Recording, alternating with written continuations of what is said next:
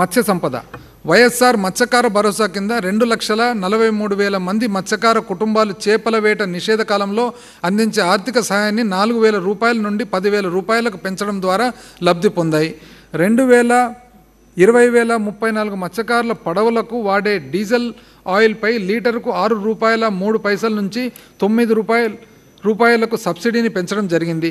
చేపల వేటలో అకాల మరణాలకు గురైన మత్స్యకారులకు నష్టపరిహారాన్ని 5 లక్షల రూపాయల నుండి 10 లక్షల రూపాయలకు పెంచడం జరిగింది. మత్స్యకారులకు సముద్రం మీద చేపల వేటను సులభతరం చేయడానికి మా ప్రభుత్వం అంతర్జాతీయ ప్రమాణాల ప్రకారం 10 ఫిషింగ్ హార్బర్లు, ఐ రిపీట్ అధ్యక్ష, 10 ఫిషింగ్ హార్బర్ల నిర్మాణం చేపట్టింది.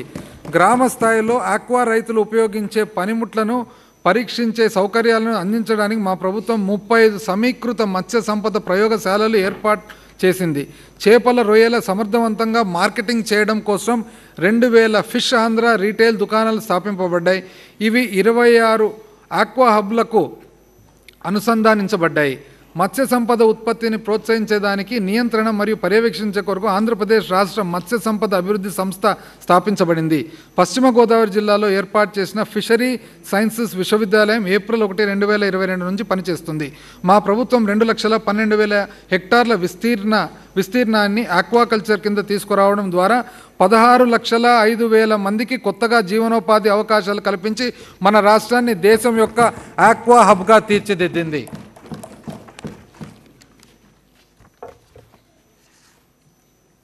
ఐదవది అధ్యక్ష,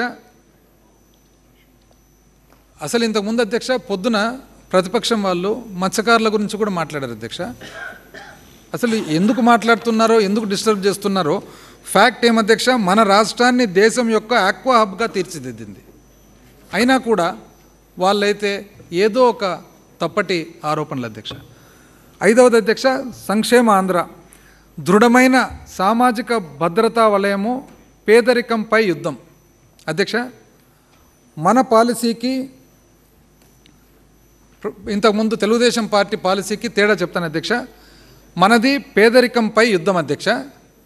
ఇంతకుముందు లీడర్ ఆఫ్ అపోజిషన్ ముఖ్యమంత్రిగా ఉన్నప్పుడు తను దోమలపై దండయాత్ర, మనది పేదరికంపై యుద్ధము, తనది దోమలపై దండయాత్ర. ఎప్పుడు అధ్యక్ష? అది కూడా వాళ్ళవన్నీ అంటే తనకు సంబంధించిన ఆ విషయాలు, వాళ్ళ స్లోగన్స్ కూడా చూడండి అధ్యక్ష ఎంత తేడా ఉందో. ఫ్రాంక్లిన్ డెలానో రూజ్వెల్ట్ అధ్యక్ష, ఫార్మర్ ప్రెసిడెంట్ ఆఫ్ అమెరికా, మన పురోగతికి పరీక్ష ఉన్న వాళ్ళ సంపదను మరింత పెంచామా అని కాదు, లేని వాళ్ళకి తగినంత అందించామా అని.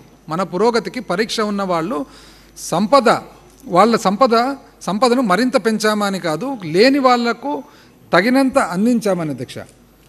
ఎఫ్డి రూజ్వెల్ట్ అధ్యక్ష, 32nd ప్రెసిడెంట్, 32వ రాష్ట్రపతి అధ్యక్ష యునైటెడ్ స్టేట్స్ ఆఫ్ అమెరికాకు. ఈయనలో ఒక గొప్పతనం ఉంది అధ్యక్ష. ఏమా గొప్పతనం అంటే, మన ప్రభుత్వానికి వీళ్ళందరూ కూడా అధ్యక్ష, ఇంతవరకు నేను చదివిన వాళ్ళందరూ కూడా ఏదో ఒక రూపంలో మన పాలసీకి, మన ప్రభుత్వానికి, మన ఆలోచనకు లింకప్ అయి ఉన్నారు అధ్యక్ష. ఈయన ఏమంటే అధ్యక్ష, ఈయన ఎప్పుడైతే గ్రేట్ డిప్రెషన్ వచ్చిందో, ఆర్థిక మాంద్యం వచ్చిందో, అప్పుడు ఈయన ప్రెసిడెంట్గా ఉన్నారు అధ్యక్ష.